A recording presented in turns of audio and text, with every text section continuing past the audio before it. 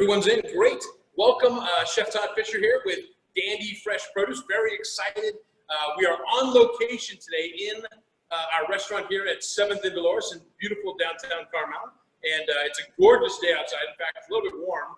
Unfortunately, you might hear a little bit of an echo. That's because, unfortunately, this big, giant, beautiful space is empty. As you know, we're all sheltering in place. But that's a great opportunity for us to do a bunch of cleaning, a bunch of reorganizing and rethinking things, and just kind of move in that direction. So we're going to also be talking to about cocktails today. So we're going to use a couple of different Duda vegetables and ingredients, dandy ingredients. We're also going to work on putting 6 beautiful cocktails. So 6 different spirits, all mixed with 6 different kind of styles, very traditional cocktails that have a little bit of a fun twist to them.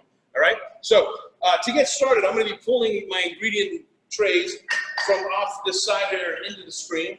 But we're going to start with kind of a traditional Brandy Smash. I'm a firm believer when drinking, you should drink good quality spirits. So I have set aside, I pulled only good liquor for this thing. We're not making blended cocktails. We're not at a party. We are adults, sophisticated adults drinking delicious cocktails. So what I'm going to do is take some of those renditions of traditional cocktails and kind of spin them a little bit, play around with them. I'm using a lot of clear glassware, and I'm using the clear glassware so that you can get an idea of what the cocktail really looks like. Obviously, we're a pretty high class joint, and we do use a lot of cut glass and things, but it's kind of hard to see a cocktail in cut glass. So we're going to, again, make them in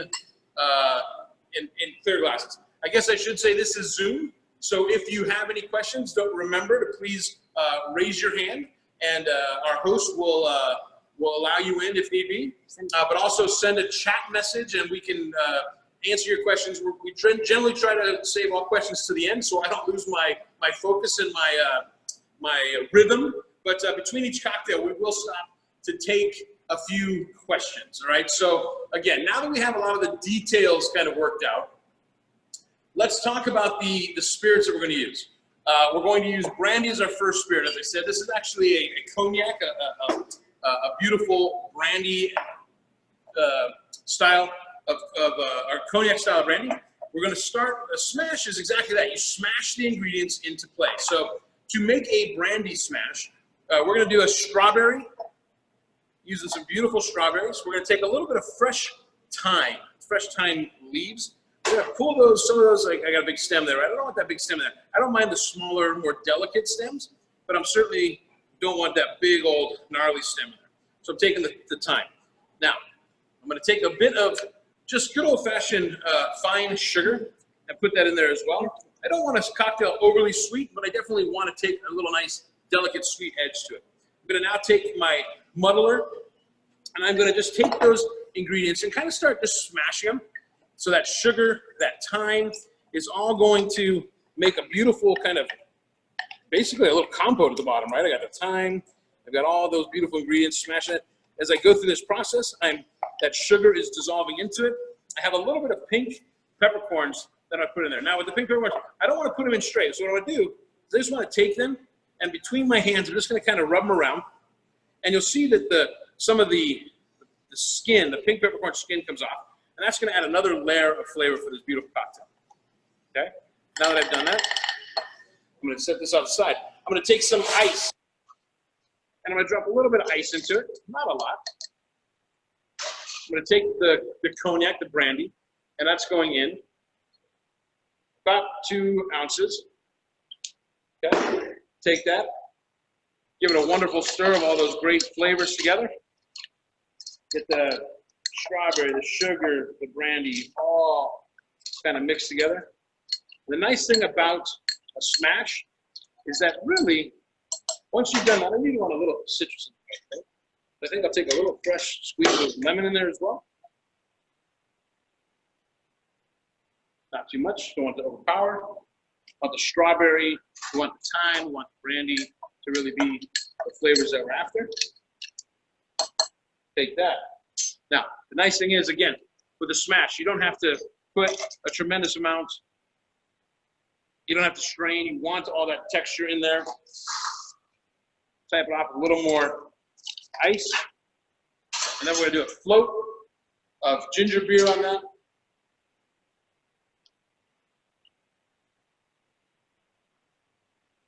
And you see all of the ingredients floating around in that cocktail, which I think is absolutely beautiful. We'll do a little bit, since we put lemon in it, we'll put a little lemon twist on top. Very simple, brandy, strawberry, and thyme smash. All right. Any questions about that cocktail? A smash can be done with any, it could be a peach smash, right? You got beautiful peaches, apricots, stone fruit, cherries, just muddling. Maybe you don't want, maybe pineapple. Really could be anything. That's the whole concept of a smash. You crush, you smash the ingredients, get them all muddled with sugar, with your liquor, and have a delicious, refreshing pack. All right, next. This one's kind of fun. This is a little bit of science coming into play here. Let me wipe down my counter here, as I've smashed everywhere. Hulk smash. That'd be a little green chartreuse in there. We'll call it Hulk smash. All right. So my next cocktail. This is kind of a play on a pina colada. Were there any questions about the smash? No? We're all good? Okay. This is a play on a pina colada. Now, we are not going to blend it. We are going to make basically what's called a milk punch, a strained milk punch. And how we do that is we start by mixing our cocktail. And then I've got a strainer set aside here, which I will show you, but I'm not going to run, which I will show you. And we are going to make virtually a brown cocktail. But then by the application of adding milk to it, the casein is going to, basically you're gonna make ricotta cheese, if you will. As a chef, we're making ricotta cheese. We're gonna then strain that, and you'll end up with basically an almost clear cocktail. So it's pretty unique. The casein from the milk, the proteins, collects all of the astringency, all the bitterness. You'll see, we're gonna put some bitters in this cocktail.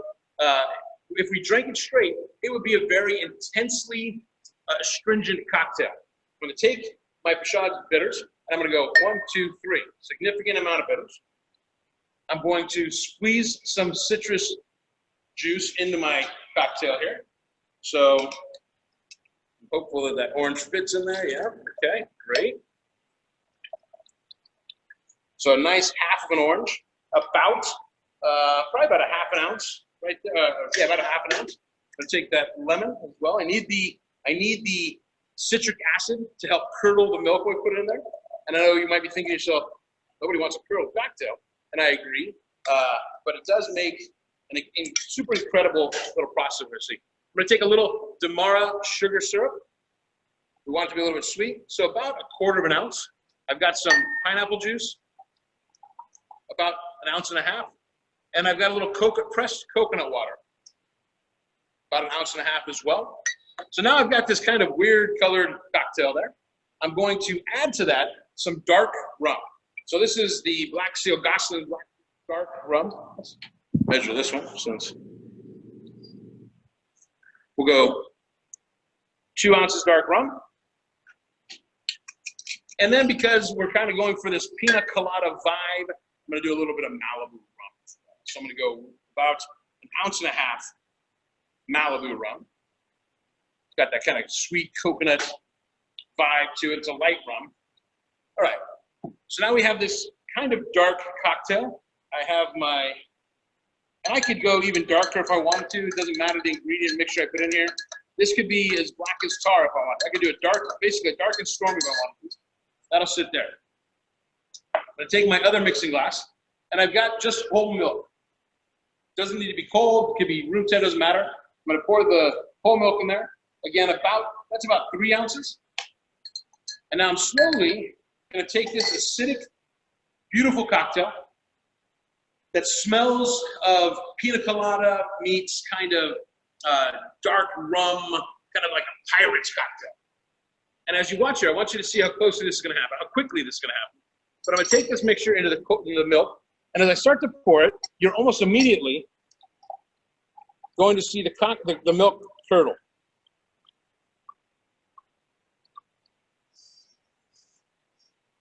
Okay. Now nobody wants to drink that. That's actually looks kind of disgusting. I'm gonna bring out my pitcher with my strainer set up in it. I want to show you that I have a coffee filter already set into my pitcher here, my strainer. to take that, I'm just going to stir this a little bit, make sure the curds kind of nasty and chunky, right? If I'm making a salad, I might feel better about that. I'm going to take that, and now I'm going to take this, I'm actually going to transfer it just to it so it's easier to pour.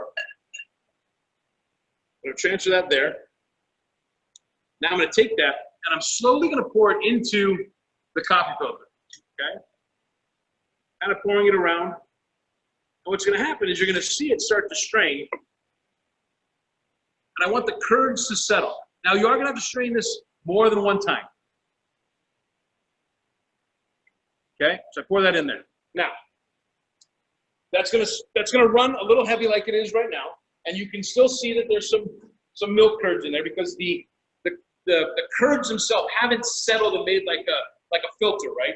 You want them to act as a sieve, so they will momentarily. So what we're gonna do is we're gonna take that mixture once it kind of stops dribbling and dripping at a kind of steady pace. You see it start to drop to a smaller stream. And that's when we know that the curdles will have settled all the way. Once the curdles have settled all the way, we can then, so getting close there, and you can already see that it kind of is starting to run pretty clear, considering the color that it was. All right, so I got my peanut, the little peanut. I'm going to take this momentarily without disrupting the curds. I'm going to lift this out, or disrupt the curd a little bit.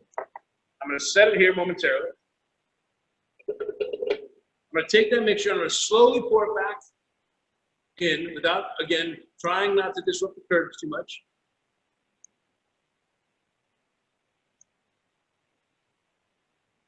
Okay. Got that? Take that, I'm going to put it back into my pitcher. Now, this is not a cocktail you make right now and serve to your guests. You want to make this in advance. I'm going to set this off to the side here and let it sit for the remainder of our session. I can already see and smells delicious. A little bit more, I'm going to just kind of finish it in there, trying not to disrupt the curds. When we get to the end, I will show you the cocktail. I'm going to let that happen, okay? I want to show you quickly, this is what we're going to end up with. So if you can believe the difference, the casein of the milk proteins are acting as a sieve that are collecting all of the astringencies, all the bitterness, all of the sharp edges, if you will, pulling it out, and you're going to have the most rounded, delicious kind of pina colada, luscious cocktail ever without any of the astringency, all that citric acid we put in there. Any of that's going to be gone. It's just going to have the pure flavor of a delicious pina colada. There was a question about the syrup. Yes. It might have been The Demerara syrup? Yes. It's a type of sugar. So it's a simple syrup made from Demerara sugar, which is kind of like a dark brown sugar. Sometimes you see little Demerara cubes on your espresso, perhaps. So it's a brown sugar syrup, basically. So fancy way to say brown sugar syrup. All right? I'm going to move that off here. We'll come back. The cocktail's going to sit there and strain. We'll come back to it and make the actual service of the cocktail in just a minute. All right, jumping into probably the most commonly ordered cocktail, at least at this bar, and maybe across the planet, to be honest. Gin is on fire. Gin is the cocktail, the spirit of choice currently, and I love gin. I'm a big fan. So we're going to make a simple gin and tonic. Now, to do that, again, I'm going to use, I like to use a slightly unusual shape glass because I like to see the stuff that's going to be in my gin and tonic. Now, I did make some ice cubes utilizing some dandy radishes. They did not freeze incredibly well, so I am going to do my best to drop them in my ice cube. Yeah, they didn't really set, so my bad. So we're just going to make a beautiful radish, dandy radish, and cucumber gin and tonic. So we'll take those cucumbers, those go in. Now, what I love about these is that when you taste gin, you often find a lot of those characteristics that are in those ingredients we're talking about. Hendrick's Gin, notorious for having this cucumber finish. In fact, they've set the standard of when you order Hendrick's Gin, you order it with sliced cucumbers in it. We've got the radish in there. I'm going to take, because I love gin and tonics, I'm going to take a few citrus wheels. Those are also going to go in there. I'm building the base of my cocktail. So I got lime, I got lemon, putting that all in there, okay? Now I'm going to take my gin. I'm using Nolet Silver, probably my favorite gin. I'm going to take that and I'm going to basically keep it the way it is. I'm going to add my ice now that I've got kind of a base in there, right? Now, how do you set this up? It's super simple. Let me show you what I did. I don't know why they didn't actually set, but just so you can do this at home, because it is very easy. If you've got the ice cube tray, basically cook the radishes, slice them. Dandy obviously does beautiful sliced radish coins. Those go in, fill it with filtered water, pop it in the freezer, and you can see on this side I did the cucumber. Obviously more than 4.5 hours because they didn't quite set up, but easy to do. You could do this with, I'm going to add a few other spices to this cocktail, so you could freeze into the ice cubes if you wanted. Here I have a mixture of allspice, a little bit of clove, some cardamom pods that I'm going to also put in here. Right? I love this kind of generalization of a gin and tonic. Never has to be the same. This is the one we happen to do often at 7th and Dolores. We take some local bay laurel leaves. Those are also going to go in there. I love the smell of the bay laurel leaves. So those will go in. I've got my ice in there. In goes my 2 ounces, mine, 2.5 ounces of gin. And then I'll do a little bit of Mediterranean tonic water to just kind of float the remainder of that. And I love how the colors come together. You'll see that all the vegetables kind of stand up and salute the bay laurel right on top. I should have worked that in a little bit, but there you go. Right, you got all those beautiful botanicals coming out of the citruses, the cucumber, the bay leaf, the cardamom, the juniper, obviously juniper berry, prevalent in most gins. And then there's a little bit of black peppercorn in there too. So this probably would be what I would consider the ultimate gin and tonic sensation right there, okay? All right, we'll move these off to the side, sliding those down. All right, next. Any questions before I move on? All's well, you guys are savvy and you're catching it, you're getting it. Okay, I want to touch base real quick. Look how clear that's coming out, how beautiful it looks. I can see that I disrupted the cheese, not cheesecloth, but the curds in the coffee filter. So I've got a little bit of curds that are stuck to the bottom of the basket. But again, you can strain it more than one time. In fact, I recommend you actually strain it twice. Again, make this cocktail a day in advance. Have that liquor, the liqueur, if you will, sitting in your fridge, and it makes for a spectacular cocktail. All right, next cocktail. Now, this was my favorite cocktail until I became in love with gin. So I've always been a Maker's Mark fan, a bourbon fan. This one's going to be slightly different in that I am going to make a vegan, did you ever think you'd have to say that about a cocktail? But a vegan celery whiskey sour. So what I've done is I'm taking my Maker's Mark. I have already made celery juice here. So Dandy celery juice that I've blended and strained. I've got triple sec. I've got all the things I need to make a whiskey sour. I'm going to start by filling my shaker glass with ice. I'm going to put in kind of the base of my cocktail. So a little splash of triple sec. I'm using this again in another cocktail. I'm going to put in my lemon juice, freshly already squeezed lemon juice because I'm doing a sour, need quite a bit. I've got a bit of agave syrup. I could use the Demerara syrup again if I wanted to, but I think I'll go a little bit of agave. Now I want a sweet enough cocktail. Whiskey sour is traditionally slightly sweetened, but I don't want it to be overkill. In goes my celery juice. Now, here's the vegan part of the deal. I've got my Maker's Mark. That's vegan. Last I checked. Good there. In goes my 2 ounces. Okay. All good there. I'm taking garbanzo beans in the can. I've done nothing. I've only opened the can. And I'm going to take what's called aquafaba, the cooking liquor of the beans, and I'm going to put that here into my shaker glass, okay?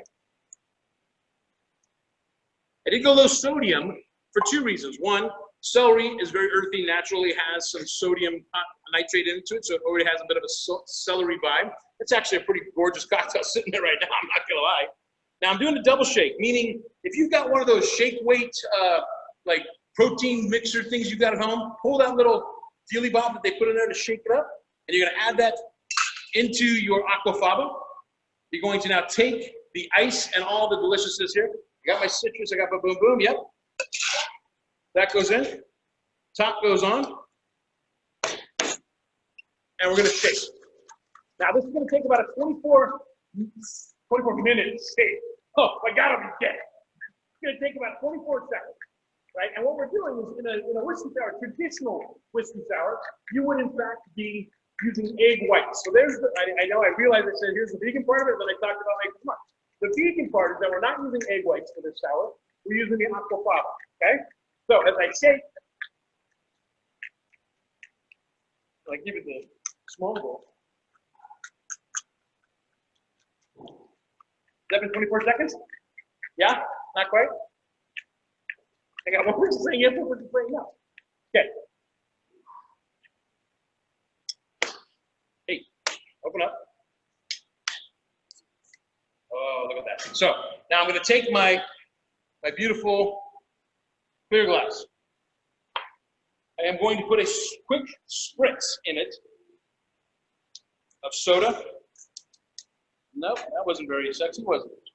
I'll use a splash of this tonic. Something with just a little bit of effervescence in the bottom. Because what I'm going to do now, I'm going to double strain my cocktail. That goes there. That goes there, I said. This goes here.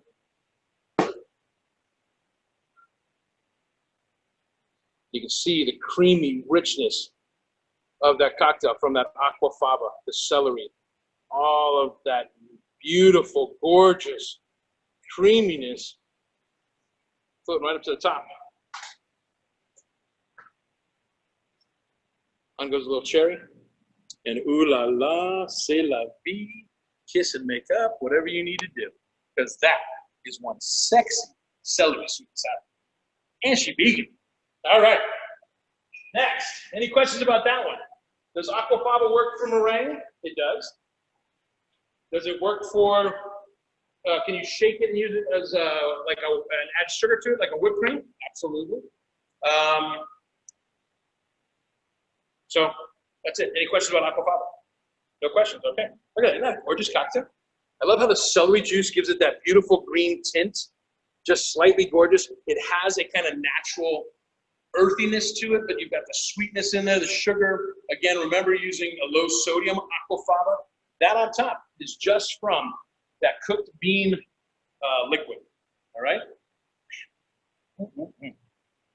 Okay. Number, let's see, we did brandy, we did rum, still gotta go back to rum. We did gin, we just did whiskey. We're moving on to tequila. All right, for tequila, I'm gonna say this again, I love this cocktail, but maybe I just like cocktails in general. I think that could be my issue, but I'm gonna do what I call the charred grapefruit cilantro Paloma. So if you're a fan of Paloma, it's a pretty simple cocktail. What you'll see here is I've taken kind of my large bulbous glass, and I put a couple of sliced ruby red grapefruits in there. I'm going to, again, take my mixing glass. I've got just a little bit of sugar I'm gonna put in the bottom, sweeten it up. I could go agave if I wanted to, but I kind of love the vibe of the fresh sugar in there. I'm gonna take some of these ruby red grapefruits that I've charred. You can do them on the grill if you want a little more smokiness. This would be a great cocktail to add a little mezcal to, but I didn't consider mezcal one of the top 6 spirits, but it'd be a great place to put it in. Or you've got the smokiness from grilling the grapefruit.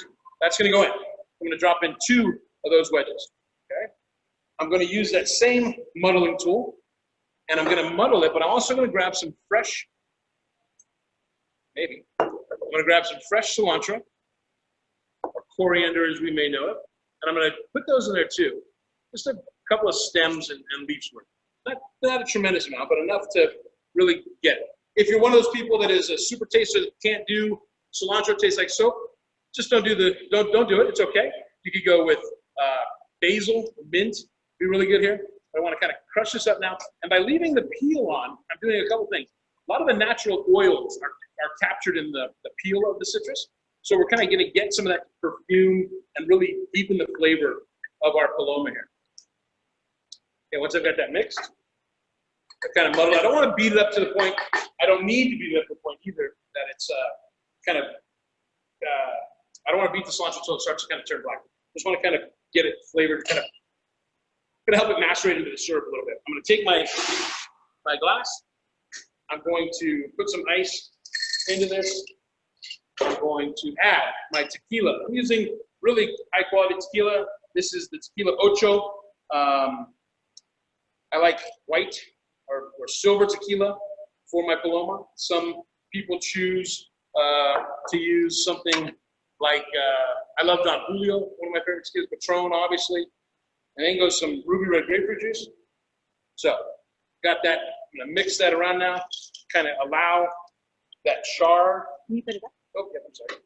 Allow that char and the cilantro to really kind of come forward. Now, I'm going to strain this cocktail because I don't want the beat up cilantro in there, and I don't want to get any of the pith in there. So I'm going to strain that. When I do so, I don't want aquafaba, so I just grab another one. When I do so, I'm going to put some fresh ice into my Paloma cup. Okay. I'm going to put a couple of fresh cilantro sprigs in. Now I'm going to strain my cocktail.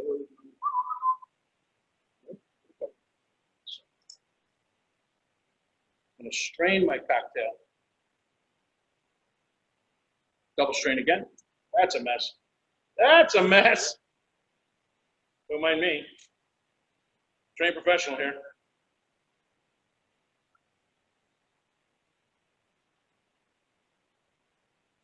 All right. Half of it's on the bar. Half of it's in the glass. Can we cut and edit that part? Oh, no, that's right. It's live. Okay. All right. We'll take that. Love the way you kind of see the grapefruit floating around in there. I feel like I lost a little bit, so I'm going to do that. One quick stir. And I'm going to finish that off with my favorite touch to a Paloma, a little bit of Campari. I love the kind of bitterness, the fruitiness that it adds to the float of that cocktail. And I've got another charred grapefruit. Sunk right in. She's a beauty. Maybe somebody ought to practice these things is really good. And there you go. Gorgeous charred grapefruit and cilantro Paloma. All right. Any questions after that one? Nope. No hands up. All's good. All right. Jumper. Okay. Here we go. Last cocktail.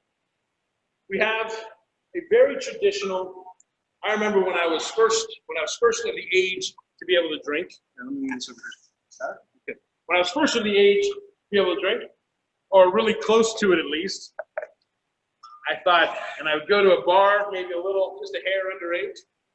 I used to tell people, whatever you do, don't order a lemon drop because they're gonna know that you're not old enough to drink. So, but that being said, we are having a Fennel Pollen lemon drop. So I'm going to take, again, basic recipe for a lemon drop. I'm going to take my shaker, fill it with clean ice. I'm going to juice a couple of lemons right into that. Not that I ever drank underage, of course. That was not my point, but lemon in there. So I'm doing 1.5 lemons, equal to about almost 3 ounces of lemon juice. Okay? I'm going to take my vodka, and I'm going to take my sugar. Sugar goes in. Okay?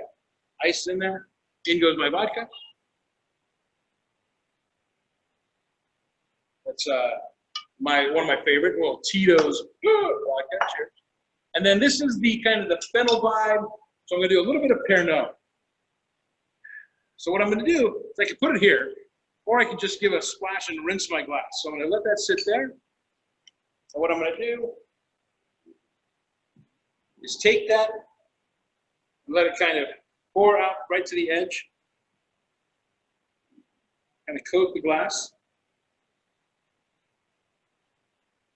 And I really want a different idea here. It's called improvising and getting stuck. Don't go anywhere.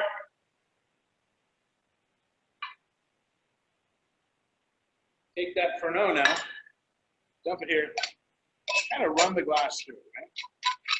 Because what I have here is a mixture of fennel pollen and fine sugar for the rim of my glass. Okay. Now, I'm going to take, I've got my mixture there. All my liquors are delicious. I've got my mixing cup, sugar, everything's in there, vodka. Oh, a little bit of splash, that's why I kept this. A little splash of triple sec.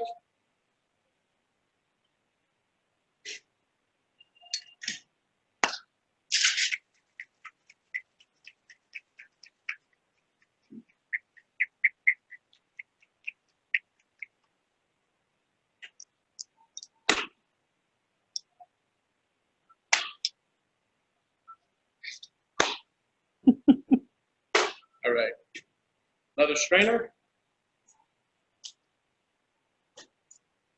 Slice lemon in the bottom.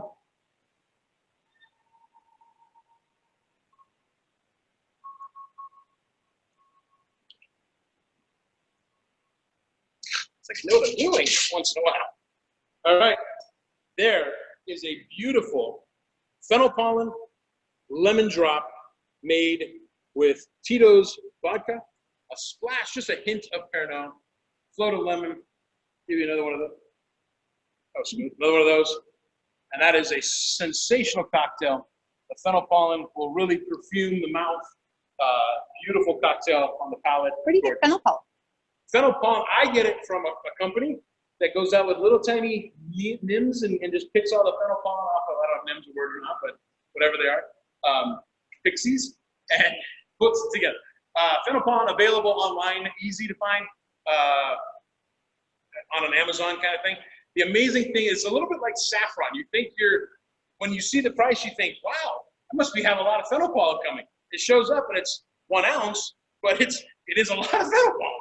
You'll have it for a good, you'd have to use it on every cocktail every day of the year. Still have some left at the end of the year. So, but you can find it. I bet Whole Foods even carries fennel pollen, be my guess. All right, last and final cocktail. Any questions in that room other than the fennel pollen one? We're good? Okay, so last cocktail. Super simple. We are going to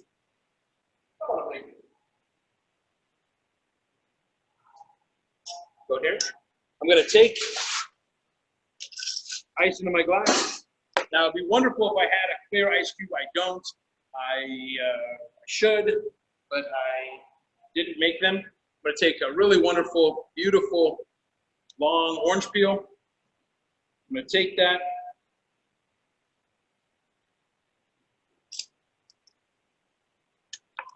Stick that right there. Now I'm going to take the wonderful, you can see here what that cocktail looks like, right? Again, I want to showcase how clear. You remember when we looked at it, it wasn't a bitterly dark cocktail. In fact, it looked a little bit like the ruby red grapefruit juice when we started, you remember. By straining it through, and you can see up top here, you can see if you can get a down shot of that, you can see where the curds have really settled into the coffee filter, and it is just slowly acting, again, as I said, a sieve to kind of separate out those bitter, harsh astringencies, and the color is actually being captured too. So this is now a twice strained, let's call it a rum milk punch. Rum milk punch.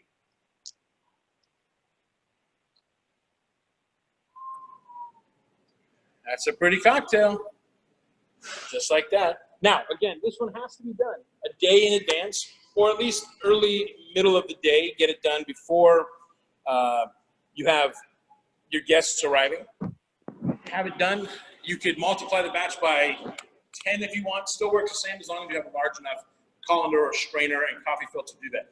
Cheesecloth works, but I suggest you do cheesecloth at about a 4 layer because otherwise you'll have to strain it more times. All right? Any questions about any one of the cocktails? Is it possible we can line them up on the bar? We can talk through them really quick. Is that a possibility? I know you have your hands full right there.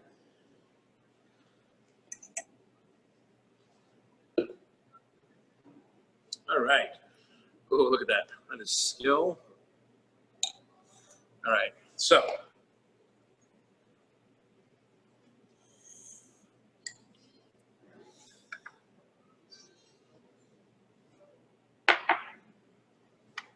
Oh, look at that.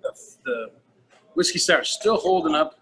The head on that is still sitting there, looking good.